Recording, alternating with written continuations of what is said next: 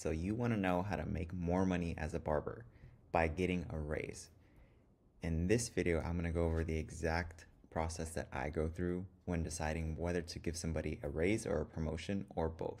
So if you're a barber and you're looking to make more money by getting a raise without leaving the shop that you're at, then this video is for you. Key to earning more isn't always cutting more hair. It's about mastering something that you're probably overlooking. I've owned a barbershop since 2015, and I've hired and trained dozens, if not hundreds of barbers, and all of them wanted to make more money. But not everybody got that opportunity. And in this video, I'm going to try to explain to you the exact process that I went through as a barbershop owner when deciding who to give raises to and promotions to and who not to. So if you work for somebody else and you want to make more money as a barber by getting a raise, or you work for me, then this video is going to tell you exactly what you need to do to increase the likelihood that it happens so that you can make more money and stay where you are and not have to leave your barbershop. So let's get into step by step exactly how to do this. So step number one is to analyze your current situation. Believe it or not, a lot of barbers skip over this step and try to go to the next step, but it has to start here. So this is one of the most important points I will make in this entire video, but your barbershop should have standards, right? If they don't, that's another issue, right? But the barbershop owner, the manager, whatever, should have standards. Like, this is what we have to do to stay in business. And you need to analyze where you are, where your performance is relative to those standards.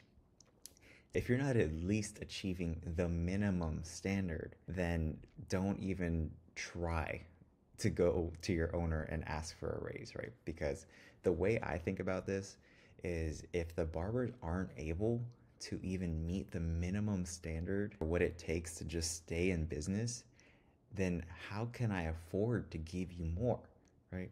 So you have to be able to meet the minimum standard for the performance to even be considered to earn more, right? Because where's the money going to come from? That's one thing I tell my barbers all the time, and especially my managers. Like, I would love to give you more, and this is true. I would love to give you more money, and I think a lot of other barbershop owners have that in common with. I have no problem giving you more money as a barber. The question that I have is, where is that money going to come from, right? And if you're not meeting the minimum standard, I literally can't afford to give you a raise because there is no money to give you a raise. Does that make sense? So some examples of minimum standards are like attendance. Are you calling out all the time? Punctuality. Are you showing up on time? What about your quality and your timing, right? Are the haircuts and the other services that you're doing, are you producing good quality work? And are you doing it within the time that you're given? Because that's another thing a lot of barbers think. Oh, I did a $50 haircut, but it took you an hour and a half, right? And the time standard is 30 minutes. So if you're not doing $50 of revenue in 30 minutes, then you're basically making way less money for the shop than you could be, right? So you have to meet the quality standards, the time standards, and whatever other standards are set by the barbershop so that they can afford to give you more money. And just because you meet those standards doesn't necessarily mean you automatically get a raise. It's just like, this is just the minimum requirement, right? So other things are like service sales. Are you hitting the required amount of service sales? Are you hitting, if there's a retail minimum standard, are you selling products? Are you talking to people about products? Are you selling them? Because retail, I promise, if you get good at retail, that there's a stronger argument that you can earn a raise later on, because retail is way more profitable in a lot of cases than services are. So if you are good at services, but you can add retail on top of that, then that helps to make that answer to that question of where's the money for your raise going to come from. Well, sell more retail, right? Because it's more profitable. And the last couple of things are teamwork and culture, right? You could be a super high performer, but people don't like working with you, right? You're toxic. And that could be something that prevents you from getting a raise, because in a way, if I were to give you a raise as a barber, but even if you're a super high performer, but you're toxic and nobody likes working with you, in a way, I'm kind of like rewarding that behavior, and I don't want to reward that behavior. I want to have a barbershop where people look forward to coming to work. So I don't want to reward behaviors that I don't want, right? So I'm not going to give somebody a reward for being toxic, right? So even if the other things are there, or all the other numbers are perfect, if you're not working well as part of a team, don't even come to me trying to ask for a raise, right? And same with your owner. And then, of course, probably one of the most important things is client retention and feedback as well. I'll throw feedback in there, but I think retention is the better indicator in the long term of how happy clients actually are, because you can get good feedback, but clients not come back. But if you are retaining clients, that is the ultimate factor in whether clients are actually happy with your services or not. Even because they could not leave you feedback, but they come back for years, right? So barbers that retain clients are way more valuable, and I will try way harder to keep them than barbers that don't have as good retention, right? Because the barbers that don't have good retention as a barbershop owner have to replace all of the clients that they're losing. And every barber loses clients, even the ones with high retention. But with the barbers that have less retention, I have to work harder to try to get new clients to come in the door because they're losing more than the barbers that have high retention. Hopefully that makes sense. So look at where you're at now relative to the standards of your shop. If you don't know what they are, ask. Ours are printed out and people on the wall or taped to the wall somewhere in the break room, and you can just see, where am I relative to the minimum standards of the shop? And then if you're not there, then start to work on improving it. So here's another thing you want to look at is you don't need to be the best barber in the shop in order to get a promotion or a raise. Actually, and I think actually that could be a negative thing, because one mistake I've made as an owner is thinking that just because somebody is a good barber doesn't necessarily mean that they're going to be a good manager and a good leader. In fact, it's sometimes the opposite, right? Because high performers sometimes are selfish, right? And that's why they're high performers, because they want to take every walk in, they want to keep every client. Where I've found that sometimes the best managers are people that are kind of middle in terms of performance wise. They're definitely meeting the minimum standard, if not above it, but they're not always the best in terms of performance. Because what they are valuable at is teaching and leading the team and managing the team overall. And that's a much more valuable skill, in my opinion, than just being able to do a good haircut. You don't need to be the best barber in the shop in order to get a raise, right? But you need to be at least meeting the minimum standard, if not slightly above it. But you don't need to be the best one in order to think that I'm not going to get a raise unless I'm the best. It certainly helps your argument, right, to get a raise, but in my mind, I made the mistake of promoting people that were great barbers, but they weren't great managers, right? So you got to think about, as an owner, I have to think about, how is this person going to be as a leader, right? Because as a leader, that is your priority now. You're not just cutting hair anymore. You have to also worry about the team and manage the team and train them and lead them, hire them, fire them. There's so much more. So that's why it's more than just about cutting hair when you become a manager. And then probably the most obvious thing, but like, you are not meeting the minimum standard for performance. Me as an owner, right, if I'm going to promote you, then I'm thinking like, well, this person can't even handle meeting the minimum, right? And when you get promoted, you get more responsibility, right? So you also get more pay. But what a lot of people don't consider is that, yes, you get more pay and they want the pay, but they don't want the extra responsibilities that come with it, right? So I'm not even going to consider somebody for a promotion if they are struggling to meet the minimum standard, because in my mind, they can't even handle the basic requirements of the job, like showing up on time, doing good quality haircuts, finishing haircuts on time, etc., right? So if you can't even handle that, I'm not going to add more on your plate, right? Because you're not there yet. You'll get there, but you're not there yet, right? So that's one thing that goes through my mind when considering whether I'm going to promote somebody or not, is they have to at least be meeting the minimum standards, ideally being above it. You don't have to be at the top, but you got to be excelling way above the minimum standard before it basically has to look to me like this is getting easy for you, right? This is doing hair and retaining clients and doing good quality work has started to become like relatively simple and easy for you. You can to do this pretty consistently. And by consistently, and 3-6 months minimum, right? Don't go to your owner and just because you have one good month and think I deserve a raise. Like, no, anybody can have one good month. Anybody could have one bad month. What I'm looking for before I give somebody a raise or promotion is at least 6 months of solid above average performance to even consider them, right? And that's just one factor. Another thing to consider is there even room to give you more? Because believe it or not, and this might shock you, right? But the barbershop and the barbershop owner have to make money off of you. That's how this business works. You sell your time to the owner, right? They turn around and sell it to the client. You get paid for your time by the business, and then the shop gets paid for your time by the clients. That difference of what you get paid and what the client's paid is what runs the business. So there has to be a difference. If you're charging people $80 an hour, right, and you're getting $20 an hour or $25, what's left over, that's what runs the business. And that's not all profit, by the way. That's just after you get paid. That's what's left over to pay all of the expenses. And if you're lucky, maybe there'll be some profit after all the expenses are paid.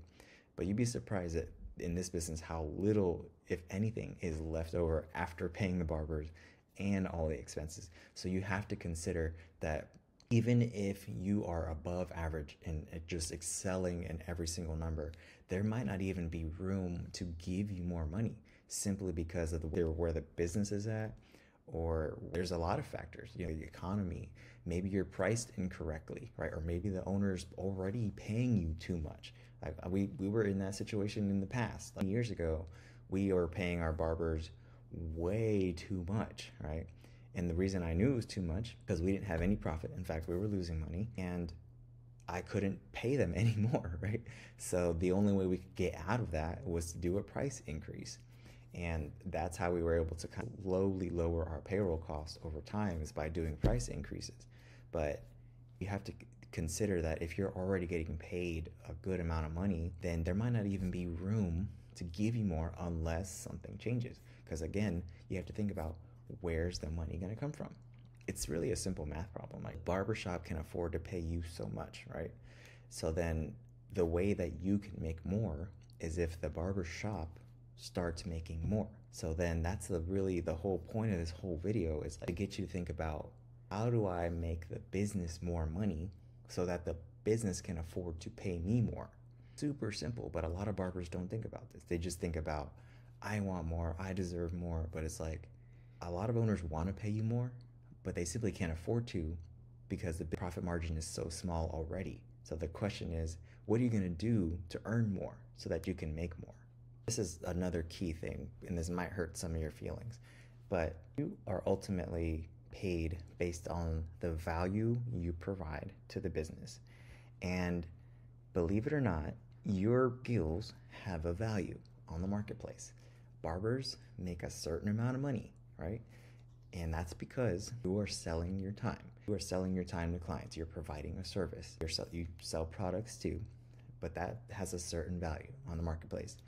And the only way that you can make more money for the business is to sell more time, or to get more for the time that you are selling, right? So you increase your revenue per hour that you're there, or you work more hours.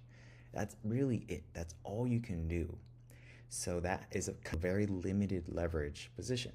But when you start to get into the other positions in the business, you can start to maybe understand why those people usually make more than barbers, right? For example, a manager and assistant manager are typically going to make more than a barber. At least their base is going to be more, because if they might not make as much with their hands as a barber might, but if they can get the entire business to produce a little bit more, then that more than covers the cost of the additional pay that they would be getting. So it is a higher leverage position. And the owner probably is going to make more money because they have other skills besides just the ability to cut hair. like marketing and business management, all the things that you don't have to worry about if you work for somebody else, that are happening behind the scenes. Those are the skills that if you want to make more, you need to learn those skills, right? Because if you can help the owner with marketing or something, right, then now you've become more valuable. Besides the fact that you can just cut hair, you can also help with social media or whatever. And now you're starting to become a little bit more valuable. So ultimately, you're going to be paid based on the skills you have. And I'm not just talking about barber skills. I'm talking about all skills that you have. So can you help train new barbers? Can you help with marketing? Because I can tell you that one of the most valuable skills is the ability to get other people to produce more and to fill the chair with clients. If you have one or both of those skills, then you become so much more valuable as a barber. So if you want to make more money, start thinking about how can you learn other skills that can help grow the business besides just cutting hair. Because cutting hair, you can only make more by selling more time or by selling your time for more. But either way, you're going to be capped based on the time that you sell or what you sell your time for. Where if you are somebody that has a marketing skill, you are not capped on on the leverage you can have.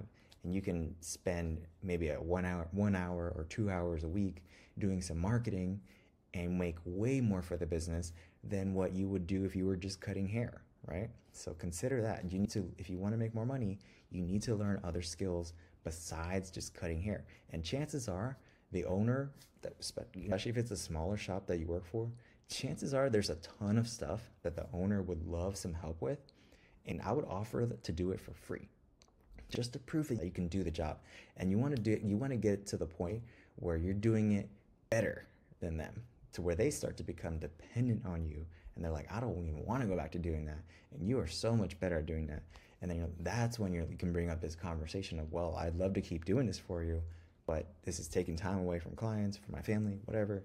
That's when you start that conversation. But first, you have to prove that you can do it. So that's the key. If you want to get promoted, prove you can do the job first, and then you ask for money later, right? But a lot of people don't think that way. They're like, I need to get promoted first, and then I'll learn how to do the job. No, it usually works the other way. Start doing it for free. Prove you can do the job first. And then after you've proven you can do it, then you can bring it up and do it. Not just do it, but do it better. Dude, that's the key. You got to be able to do it better than the owner, because otherwise there's no point of them giving you the responsibility if they can do it better, right? So think about that. If you want to make more money, learn more skills that can help make your barbershop money. And a lot of barbers think that this is like going back to what I said earlier. If you're meeting the minimum standard, that means you deserve a raise. Like, no. If you're retaining clients, that means you deserve a raise. No, that is literally what you were hired to do. Like, you were hired to cut hair and to do it in this time frame. So it's not enough to just meet the minimum. What I was saying earlier, which some of you guys might have misunderstood, but that's just the basic requirements. That's just to get your foot in the door to even maybe start the conversation about getting a raise. But it doesn't mean you automatically get one, because that's literally what you were brought on to do. So if you are meeting the minimum standard, congratulations, but you have to be ideally above average, above the minimum, but to really increase the likelihood that you're going to get a raise. I kind of touched on this earlier, but I think I should hit on this point again, because some of you guys are going to go approach your owners and they're going to say no, and you're going to, even though you're meeting all the standards and you're in your mind, maybe you're the perfect barber, right? So you have to, again, just keep in mind, where is the business right now? If the business is not profitable or losing money, the owner is not going to be able to give you more. Even if you're the best barber in the entire world, in the entire shop, if the business is losing money or not profitable, they're not going to be able to give you more, right? So don't be shocked, right? If you approach your owner and they're like, I would love to give you more, but we just can't afford it right now. You need to take that as, what can I do to help, right? Because if you can help them get to the point of profitability, then hopefully they will remember that and reward you for when you get to that point, right? And this is not uncommon. I know in our industry, there's barbers are very short-term minded, and they think, if I don't get a raise in the next 6 months, then I'm out or whatever. It's in the corporate world, it's not uncommon to get one raise a year, if that, right? So I don't know this idea, it's probably because of social media, but like I had a barber tell me once that they need to see something every 30 days. I'm like, are you fucking kidding me? That's not the way this works. Only if the business is getting a raise every 30 days, then maybe you can get a raise. But the reality of the situation is that not just you, but the entire business, including the owner, nobody's pay goes up until the revenue of the business goes up. Once the revenue of the business goes up, then the barbers and everybody else can make more. But that's the first step, and that's something that took me years to learn, because I tried to do it the other way, where I was just like, just give the barbers more, we'll figure it out later. Terrible idea, right? Every responsible owner should be looking at their payroll costs and trying to keep it in a healthy range with what makes sense for the business. And you try to figure out how to grow the business first, so that you can figure out then afterwards how you can give that money to your people. But if you try to do it the other way and you just give it to your people first, it's going to hurt the business, right? It may even put you out of business. So let's talk about now how raises work. So it really depends on your business model. There's 3 main business models. I have a whole video about this. So we're not going to get into that. Just go check that one out. There's booth rent, commission, and hourly. So it's pretty simple to think about how a raise might work in these different models. So it might be, and there might be a combination of both where you're working. But if it's booth rent, it's basically, they may give you a cheaper rate on your booth rent. Pretty simple, right? Say your rent is $200 a week, and you go to the owner and you're helping them out with social media, or you're helping train people, or you manage the barbers for him or her when they're gone. And for that, they give you lower booth rent. Now you get to keep more of what you make, right? So that's it, how a raise might work in a booth rent shop. In a commission shop, it might be that you get a higher percentage of what you produce. So maybe you're at 30% or 40% or 50%, and the owner gives you a higher commission percentage. So you get to keep a higher percentage of what you make. And then if you're on hourly, then that one's probably the most simple, right? You just say you're at $20 an hour, and then the owner will give you $21 an hour or 22 or whatever, right?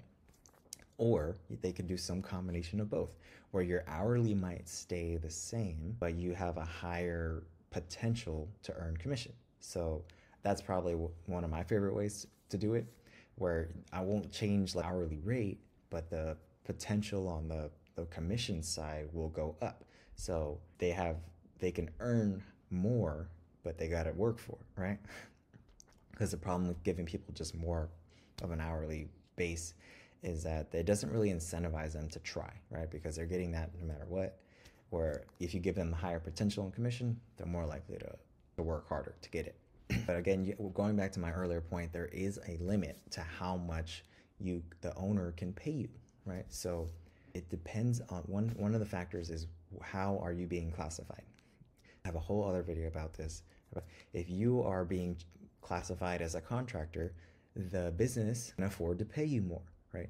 But if you're being treated as a W-2 employee, they're not going to be able to pay you as much as another barbershop would that is a contractor. Why is that? It's because when you are a W-2 employee, the owner, the business, has to pay for 15% or half of your taxes, right? And you, if you're self-employed, you are responsible for all your own taxes, but you do that when you file your taxes. You just get everything with your paycheck.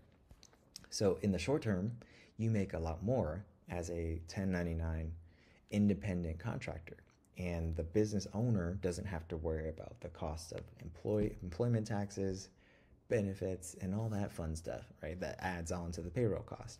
So you have to consider that when it comes to the raise part. You can't compare your shop, which is maybe you're being treated as a W-2 employee, and you're comparing your pay to this shop down the street that classifies their people as a contractor, right? They're not the same. So if you want to get comparisons in terms of what you think you should make, go look at another barbershop that's operating exactly the same way as you are.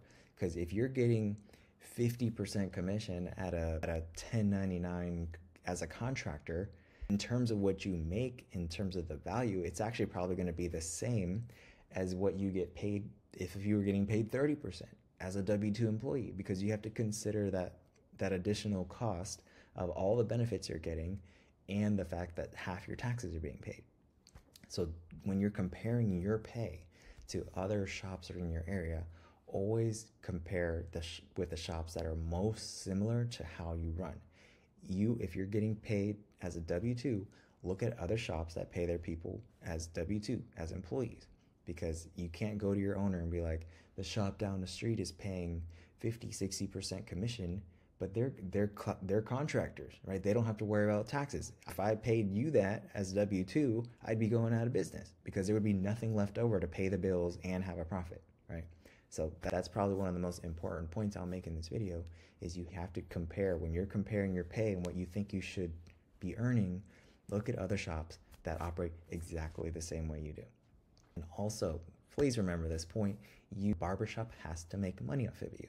You're never gonna get 100% commission, or you're never gonna get, no matter what structure you're on, you will probably never get to keep 100% of what you make, even on booth rent, because there's a booth rent cost right off the bat. If you're doing marketing, you're paying for all your supplies, you're paying credit card fees.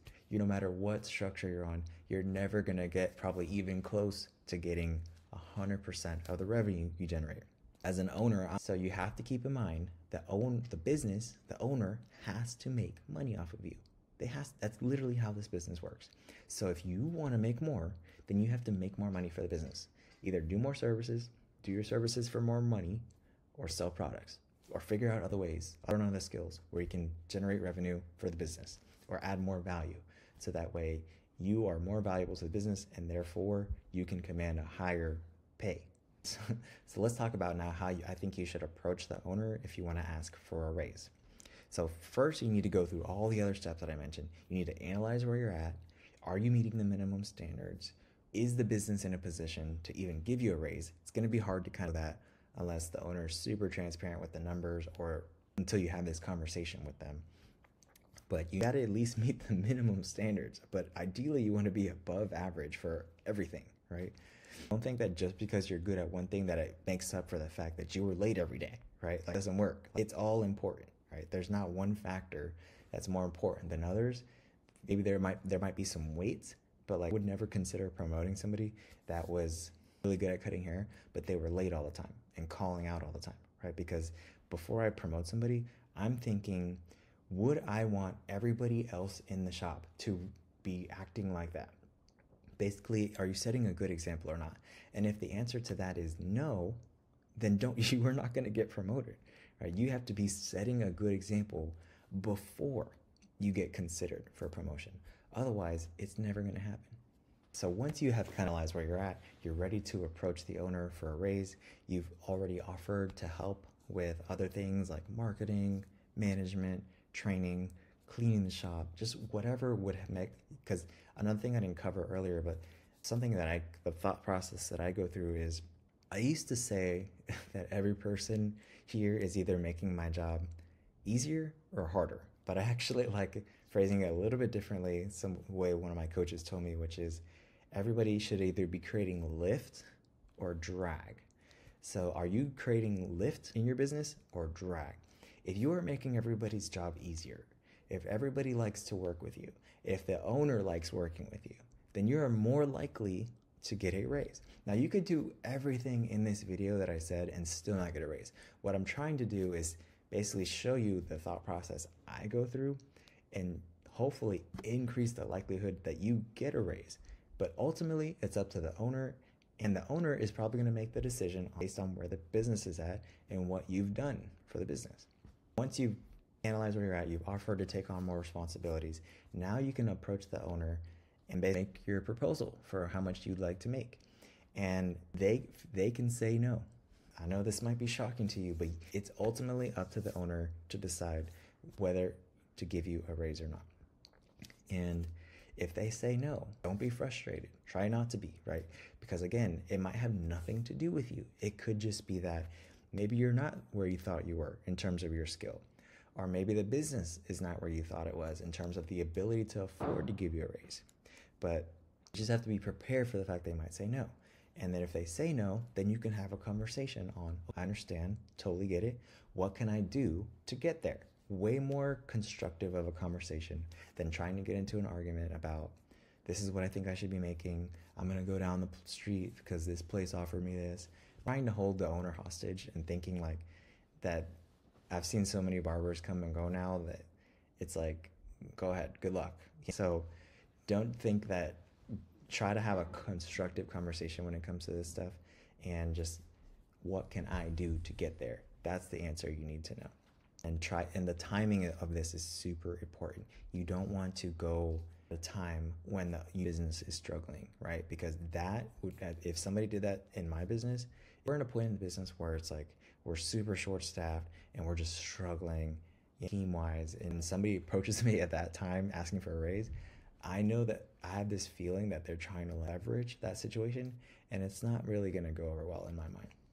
Don't try to leverage current situation over your own, or just at the very least be aware of the timing of when you're planning on asking for this raise.